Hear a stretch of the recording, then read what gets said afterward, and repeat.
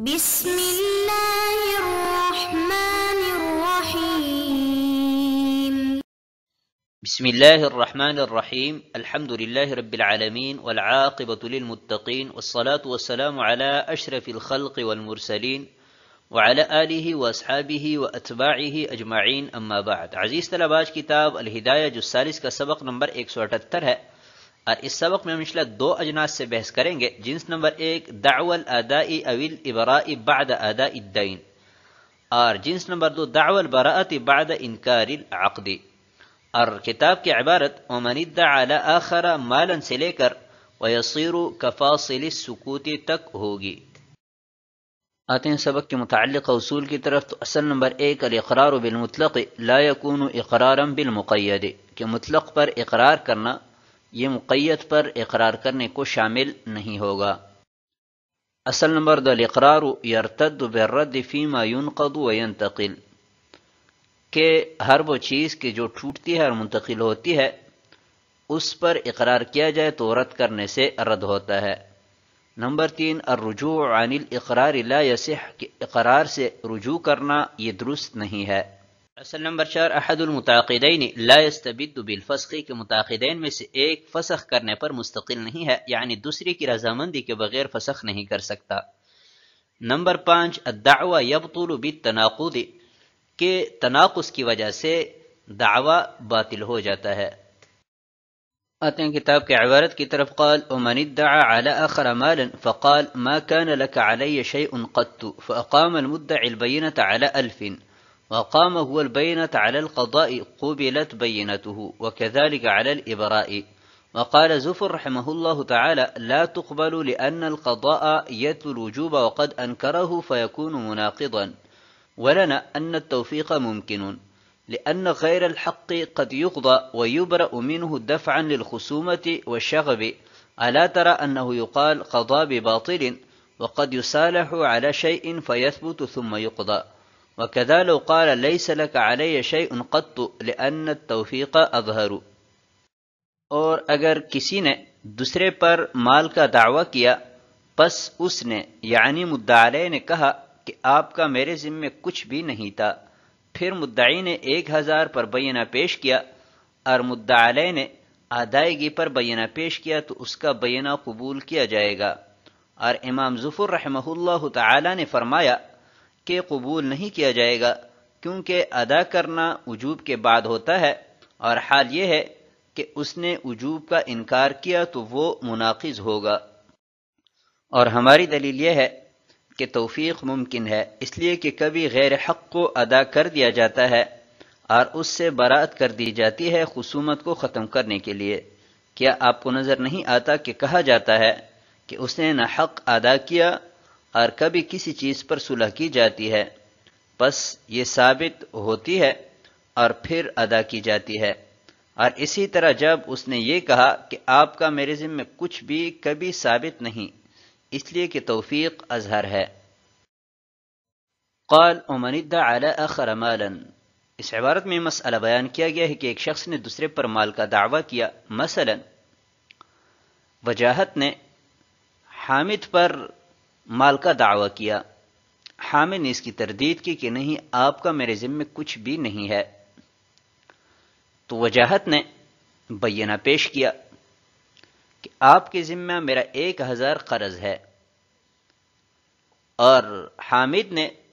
اس بات پر بینہ پیش کر دیا کہ آپ کا دین میں ادا کر چکا ہوں یا آپ مجھے بری کر چکے ہیں. ابھی حامد کا بینہ قبول کیا جائے گا کہ نہیں کیا جائے گا، اس میں اختلاف ہے جمہور احناف اور امام ظفر رحمہ اللہ تعالی کی مابین.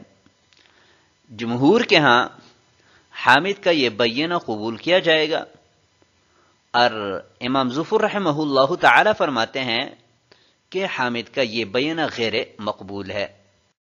لأن القضاء يتلو الوجوب، یہاں سے امام ظفر رحمہ اللہ تعالی کے مذہب کی دلیل بیان کی جا رہی ہے کہ امام ظفر رحمہ اللہ تعالی فرماتے ہیں کہ مدعا علیہ یعنی حامد کا بینہ قبول نہیں کیا جائے گا. اور دلیل وہ یہ دیتے ہیں کہ ادائیگی وجوب دین کے بعد کی جاتی ہے، یعنی پہلے دین واجب ہوتا ہے، اس کے بعد مقروض یا مدیون ادا کرتا ہے. یہاں پر حامد یعنی مدعا علیہ دین کی وجوب کا انکار کر چکا ہے اور اس کے بعد ادائیگی پر بینہ پیش کرتا ہے، تو بینہ اور دعوی میں کوئی مطابقت نہیں ہے، تناقض ہے، تو جب بینہ اور دعوی میں تناقض ہو تو وہ بینہ غیر مقبول ہوتا ہے، اس پر قاضی صاحب فیصلہ مرتب نہیں فرما سکتے۔ وَلَنَا أَنَّ التَّوْفِيقَ مُمْكِنٌ، ہماری دلیل کا خلاصہ یہ ہے کہ حامد کے دعوی اور دلیل میں توفیق یہ ممکن ہے، بئیں طور کہ بسا اوقات کسی شریف آدمی پر جب دعویٰ کیا جاتا ہے تو خصومت اور جھگڑا ختم کرنے کے لیے وہ ادائیگی کر دیتا اور حالانکہ اس کے ذمے کچھ بھی واجب نہیں ہوتا، تو یہاں پر عین ممکن ہے کہ حامد نے جس وقت انکار کیا کہ آپ کا میرے ذمے کچھ نہیں ہے تو حقیقت یہی ہو کہ اس کے ذمے کچھ نہ ہو، لیکن وجاہت کی شر سے بچنے کے لیے اس کو ادائیگی کی ہو اور پھر اس ادائیگی پر بینہ پیش کیا ہو۔ الا ترى انه يقال قضى بباطل، صاحب ہدایہ فرماتے ہیں کہ آپ ذرا ارد گرد نظر دوڑائیے تو بارہا آپ کو یہ جملہ سننے کو ملے گا کہ قضى بباطل، کہ یعنی فلاں کے ذمہ تھا تو کچھ بھی نہیں لیکن شر سے بچنے کے لیے اس نے ادائیگی کی۔ تو ایسے ہی جب حامد نے یہ کہا کہ آپ کا میرے ذمہ کچھ بھی نہیں ہے تو یہ حقیقت ہو کہ وجاہت کا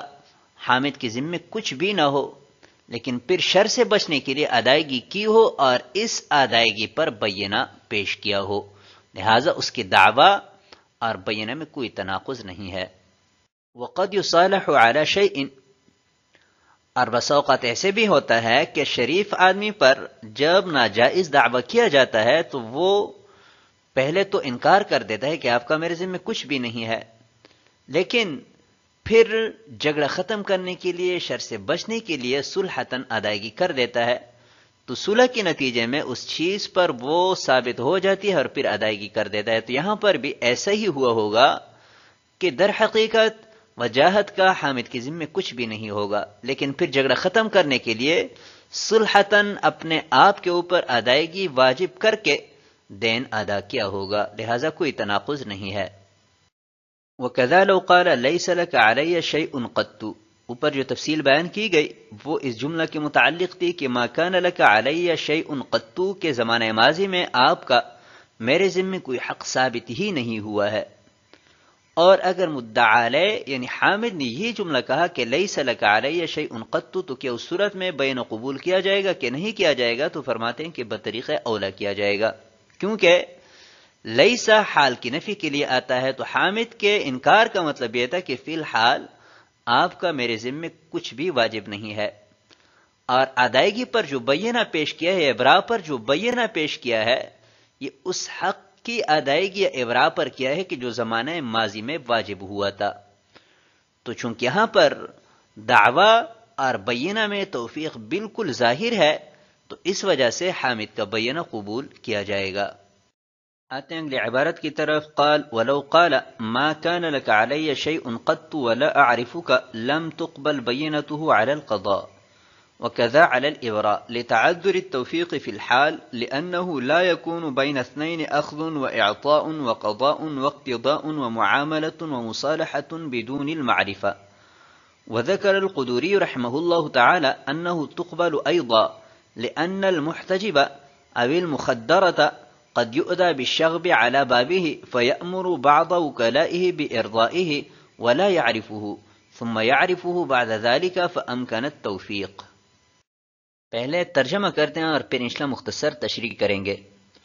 اور اگر یہ کہا کہ آپ کا میرے ذمے کچھ بھی نہیں ہے اور نہ ہی میں تجھے جانتا ہوں تو اس کا بینہ قبول نہیں کیا جائے گا، اور اسی طرح بری کرنے پر فی الحال توفیق کے متعذر ہونے کی وجہ سے، کیونکہ دو آدمیوں کے مابین بغیر جان پہچان کے لین دین، ادائیگی اور اصولی معاملہ اور مصالحہ نہیں ہوتا۔ اور امام قدوری رحمہ اللہ تعالی نے ذکر فرمایا ہے کہ یہ بھی قبول کیا جائے گا کیونکہ چھپنے والا شخص اور پردہ دار عورت کو اپنے دروازے پر شور شغب اذیت دیتا ہے تو وہ اپنے بعض وکلاء کو حکم دیتے ہیں کہ اسے راضی کریں، حالانکہ وہ خود نہیں جانتا، پھر بعد میں پہچان لیتا ہے، پس توفیق دینا ممکن ہے۔ قال ولو قال ما كان لك علی شیء قط، یہاں سے مسئلہ بیان کر رہے ہیں کہ اگر صورت یہی ہو، یعنی وجاہت نے حامد پر دین کا دعویٰ کیا اور حامد نے ان الفاظ میں وجاہت کے دعویٰ کا انکار کیا کہ نہ تو آپ کا میرے ذمے کوئی حق ثابت ہوا ہے اور نہ ہی میں آپ کو جانتا ہوں کہ آپ کون ہے، اور پھر وجاہت نے 1000 پر بینہ پیش کیا کہ آپ کے ذمے میرا 1000 ہے، اور حامد نے ادائیگی پر یا ابراء پر بینہ پیش کیا، تو فرماتے ہیں کہ حامد کا یہ بینہ قبول نہیں کیا جائے گا۔ اور وجہ اس کی یہ ہے کہ حامد کی دعویٰ اور اس کے بینہ میں توفیق دینا یہ ممکن نہیں ہے، لأنه لا يكون بين اثنين اخذ واعطاء۔ یہاں سے صاحب ہدایہ حامد کے بینہ اور دعویٰ میں تعذر توفیق کی وضاحت کر رہے ہیں کہ بینہ اور دعویٰ دونوں میں تناقض ہے اور توفیق دینا متعذر ہے، جس کی تفصیل یہ ہے کہ حامد پہلے یہ بات کر چکا ہے کہ میں آپ کو نہیں جانتا، اور پھر ادائیگی کا دعویٰ کرتا ہے کہ میں آپ کا دین ادا کر چکا ہوں، اور حالانکہ ہم دیکھتے تو یہ ہے کہ بغیر معرفت کے نہ تو کوئی دین لیتا ہے اور نہ ہی کوئی معاملہ اور مصالحہ کرتا ہے، تو یہ کیسے ممکن ہے کہ بدون معرفت اس نے وجاہت سے دین لیا ہو اور پھر ادائیگی کی ہو؟ لہٰذا اس صورت میں چونکہ حامد کے بینہ اور دعویٰ میں ایسا تناقض ہے کہ جس سے آپس میں توفیق دینا ممکن نہیں ہے، تو بینہ مردود ہوگا۔ وذکر القدوری رحمہ اللہ تعالی، امام قدوری رحمہ اللہ تعالی نے ذکر فرمائے کہ اس صورت میں بھی حامد کا بینہ قبول کیا جائے گا، یعنی حامد نے جب یہ کہا کہ میں آپ کو نہیں جانتا، اس کے بعد وہ ادائیگی کا دعویٰ کرتا ہے اور اس پر بینہ پیش کرتا ہے، تو بینہ قبول ہوگا، کیونکہ توفیق دینا ممکن ہے دعویٰ اور بینہ کے مابین، بئیں طور کہ بسا اوقات ایک گوشہ نشین شخص یا پردہ دار عورت کے دروازے پر کوئی شخص آتا ہے اور اپنے کسی حق کا دعویٰ کرتا ہے کہ اس کے ذمہ میرے یہ فلاں حق ہے، اور شور شغب کرتا ہے، اور اس شخص کو اس کے شور سے تکلیف ہوتی ہے، تو جھگڑا ختم کرنے کے لیے، شور کو ختم کرنے کے لیے اپنے کسی وکیل سے کہتا ہے کہ جا کے اس شخص کو راضی کرے، دفع کریں، شور ختم کرے، اور حالانکہ اس شخص کو یہ گوشہ نشین شخص یا پردہ دار عورت جانتی تک نہیں ہے۔ تو یہاں پر بھی ایسا ہی ہوا ہوگا کہ حامد نے شور شغب ختم کرنے کے لیے اپنے کسی وکیل کے ذریعے سے بدون معرفت کی ادائیگی کی ہوگی، پھر جب وجاہت نے 1000 پر بینہ پیش کیا اور حامد کو پتہ چلا کہ وہی شور شغب کرنے والا شخص ہے، تو اس نے یہ کہا کہ میں تو اس کی ادائیگی کر چکا ہوں، تو معلوم ہوا کہ بدون معرفت کی بھی ادائیگی ہو سکتی ہے، لہٰذا حامد کی بینہ اور اس کے دعویٰ کے مابین کوئی تناقض نہیں ہے، اس وجہ سے اس کا بینہ قبول کیا جائے گا۔ آتے ہیں اگلی عبارت کی طرف، قال ومن ادعى على آخر أنه باعه جاريته فقال البائع لم أبعها منك قط فقام المدعي البينة على الشراء فوجد بها أسبوعا زائدة فقام البائع البينة أنه برئ إليه من كل عيب لم تقبل بينة البائع. وعن أبي يوسف رحمه الله تعالى أنها تقبل اعتبارا بما ذكرنا. وجه الظاهر أن شرط البراءة تغيير للعقد من اقتضاء وصف السلامة إلى غيره فيستدعي وجود البيع وقد أنكره فكان مناقضا بخلاف الدين لأنه قد يقضى وإن كان باطلا على ما مر. قال ومن ادعى على آخر أنه باعه جاريته. اس عبارت میں یہ مسئلہ بیان کیا گیا ہے کہ مثلا زید نے یہ دعویٰ کیا کہ عمر نے مجھے اپنی باندی فروخت کی ہے، عمر نے انکار کیا کہ نہیں میں نے فروخت نہیں کی ہے، تو زید نے اپنے دعویٰ پر بینہ پیش کیا، زید کے حق میں فیصلہ ہوا اور باندی پر قبضہ کیا۔ قبضہ کرنے کے بعد کہتا ہے کہ اس باندی میں ایسا عیب ہے کہ جو بائع عمر کے پاس سے آیا ہے، یعنی 1 انگلی زائد ہے۔ تو عمر سے جب کہا گیا، عمر کہتا ہے کہ میں نے تو تمام عیوب سے براءت کا اعلان کیا تھا اور اپنی اس دعویٰ پر بینہ بھی پیش کیا، تو اس کا یہ بینہ قبول کیا جائے گا کہ قبول نہیں ہو سکتا؟ تو اس میں اختلاف ہے جمہور احناف اور قاضی ابو یوسف رحمہ اللہ تعالی کے مابین۔ جمہور احناف کے ہاں یہ بینہ مردود ہے تناقض کی وجہ سے، اور قاضی ابو یوسف رحمہ اللہ تعالی پہلے مسئلہ پر قیاس کرتے ہوئے کہتے ہیں کہ یہ بینہ قبول کیا جائے گا۔ اعتباراً بما ذکرنا، قاضی ابو یوسف رحمہ اللہ تعالی کہ ہاں بائے کا بینہ قبول کیا جائے گا، اور وہ اس مسئلے کو قیاس کرتے ہیں سابقہ مسئلے پر۔ فرماتے ہیں کہ جیسے سابقہ مسئلہ میں توفیق ممکن ہونے کی وجہ سے بینہ قبول کیا گیا تھا، ایسی ہی یہاں پر بھی چونکہ توفیق ممکن ہے تو بائے کا بینہ قبول کیا جائے گا۔ اور توفیق کی صورت یہ ہوگی کہ ممکن ہے کہ بائے گوشہ نشین آدمی ہو، اپنے کسی وکیل کے واسطے سے باندھی فروخت کی ہو، اور مشتری کے دعوی کے وقت وہ مشتری کو نہ جانتا ہو، بعد میں اس کو بتلا دیا گیا ہو کہ تو وہی مشتری ہے کہ جسے آپ نے وکیل کے واسطے سے باندھی فروخت کی ہے۔ تو شراء کا بینہ سے ثابت ہونے کے بعد چونکہ اس کو پتہ چل گیا ہے کہ یہ وہی مشتری ہے، تو اس وجہ سے یہ کہا ہو کہ میں نے تو تمام عیوب سے براءت کا اعلان کیا تھا، لہٰذا اس کے دعویٰ اور بینہ میں کوئی تناقض نہیں رہا، تو اس وجہ سے اس کا بینہ قبول کیا جائے گا۔ وجہ الظاہر ان شرط البراءۃ تغییر للعقد، ظاہر روایت کی دلیل یہ ہے کہ براءت کی شرط لگانا اس بات کا تقاضا کرتا ہے کہ اگر معقود علیہ میں کوئی عیب نکلتا ہے تو عیب نکلنے کی صورت میں بائع پر رجوع نہیں ہو سکتا، اور معقود علیہ کے عیوب سے براءت کا اعلان اس بات کی دلیل ہے کہ بائع اور مشتری کے مابین بے ہوئی ہے، اور پہلا اس کا قول یہ ہے کہ میں نے کوئی بے نہیں کی ہے، تو بالکل دونوں اقوال کے مابین تناقض ظاہر ہے۔ تو جب دعویٰ اور بینہ کے مابین تناقض ہو تو وہ بینہ مردود ہوتا ہے، قبول نہیں کیا جاتا۔ بخلاف الدین، اور دین پر قیاس کرنا قیاس مع الفارق، یہ قاضی ابو یوسف رحمہ اللہ تعالی کی قیاس کا جواب ہے کہ دین بسا اوقات باطل دین بھی ادا کیا جاتا ہے، جیسا کہ پہلے تفصیل بیان کی جا چکی۔ تو جب دونوں کے مابین فرق ہے تو فرق کے باوجود بھی قیاس کرنا قیاس مع الفارق ہے، جو کہ ناجائز ہے۔ آتے ہیں اگلی عبارت کی طرف، قال ذکر حق قد کتب فی اسفلہ ومن قام بهذا الذکر الحق فهو ولی ما فیہ ان شاء اللہ تعالی او کتب فی شراء فعلى فلان خلاص ذلك وتسلیمه ان شاء اللہ تعالی بطل الذکر كله وهذا عند ابي حنیفة رحمه الله تعالى وقال الشراء جائز والدين لازم وقوله ان شاء الله تعالى هو على الخلاص وعلى من قام بذكر الحق وقولهما استحسان ذكره في الإقرار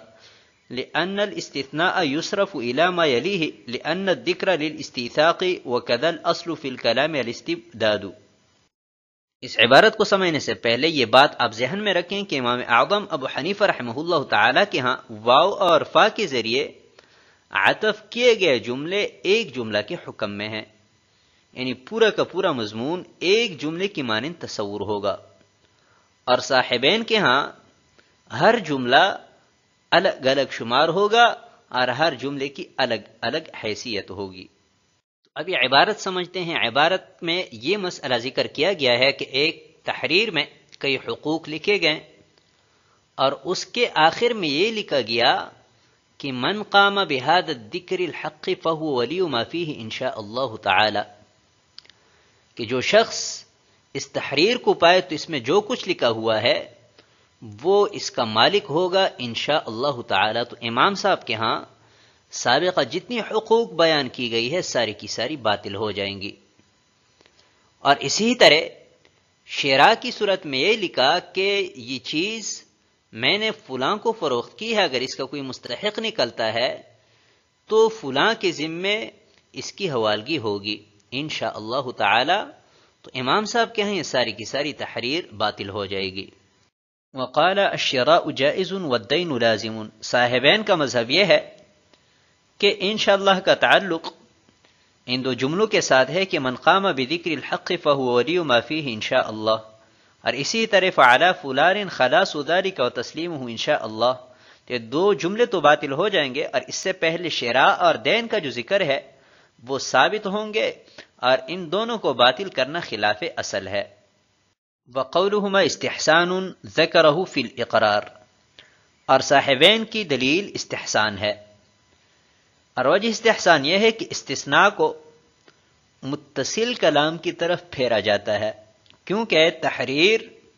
یہ مضبوطی پیدا کرنے کے لیے ہے۔ ابھی اگر انشاءاللہ کی وجہ سے ساری کی ساری تحریر کو باطل کیا جائے تو یہ اصل کے خلاف ہے۔ اور اسی طرح کلام میں ہر جملے کی حیثیت الگ اور مستقل ہوتی ہے، تو جب ہر جملہ الگ اور مستقل حیثیت کا مالک ہے تو انشاءاللہ کی وجہ سے سارے کے سارے جمل باطل نہیں ہوں گے، بلکہ صرف متصل جملہ باطل ہو جائے گا۔ آتے ہیں اگلی عبارت کی طرف، وَلَهُ أَنَّ الْكُلَّ كَشَيْءٍ وَاحِدٍ بِحُكْمِ الْعَطْفِ فَيُصْرَفُ إِلَى الْكُلِّ كَمَا فِي الْكَلِمَاتِ الْمَعْطُوفَةِ مِثْلُ قَوْلِهِ عَبْدُهُ حُرٌّ وَامْرَأَتُهُ طَالِقٌ وَعَلَيْهِ الْمَشْيُ إِلَى بَيْتِ اللَّهِ إِنْ شَاءَ اللَّهُ تَعَالَى وَلَوْ تَرَكَ فُرْجَةً قالوا لا يلتحق به ويصير كفاصل السكوت والله تعالى أعلم بالصواب۔ وله أن الكل كشيء واحد، امام اعظم ابو حنیفہ رحمہ اللہ تعالی کی دلیل یہ ہے کہ عطف کی وجہ سے سارے کے سارے جملے، سارا کا سارا مضمون شے واحد کی مانند ہے، تو انشاءاللہ کی وجہ سے کل باطل ہو جائے گا۔ جیسا کہ ایک شخص کہتا ہے کہ عبدہ حر وامرأتہ طالق وعلیہ المشی الی بیت اللہ تعالی انشاء اللہ تعالی، تو انشاءاللہ کی وجہ سے تینوں کے تینوں جملے باطل ہو جاتے ہیں۔ نہ تو اس کا عبد آزاد ہوگا، اور نہ ہی اس کی بیوی کو طلاق واقع ہوگی، اور نہ ہی بیت اللہ جانا اس پر واجب ہے، کیونکہ درمیان میں حرف عطف ہے۔ عطف کی وجہ سے تینوں کی تینوں جملے ایک ہو گئے، تینوں کا حکم ایک ہوا۔ تو جیسے اس صورت میں تینوں جملوں کا حکم ایک ہے، ایسی ہی ہمارے مختلفی مسئلہ میں سارے کے سارے جمل کا ایک ہی حکم ہوگا، اور ایک ہی انشاءاللہ کی وجہ سے سارا کا سارا مضمون باطل ہو جائے گا۔ وَلَوْ تَرَكَ فُرْجَةً، اور اگر تحریر لکھی اور اس تحریر سے انشاءاللہ جو ہے وہ کچھ فاصلے پر لکھا، تو اس انشاءاللہ کا اثر مشائخ فرماتے ہیں کہ جمل پر نہیں پڑے گا۔ اور یہ ایسا ہے جیسا کسی شخص نے کہا کہ میری زوجہ کو طلاق ہے، اور پھر خاموش ہوا اور کچھ دیر بعد کہا کہ انشاءاللہ، جیسے اس انشاءاللہ کی وجہ سے طلاق کا حکم ختم نہیں ہوتا،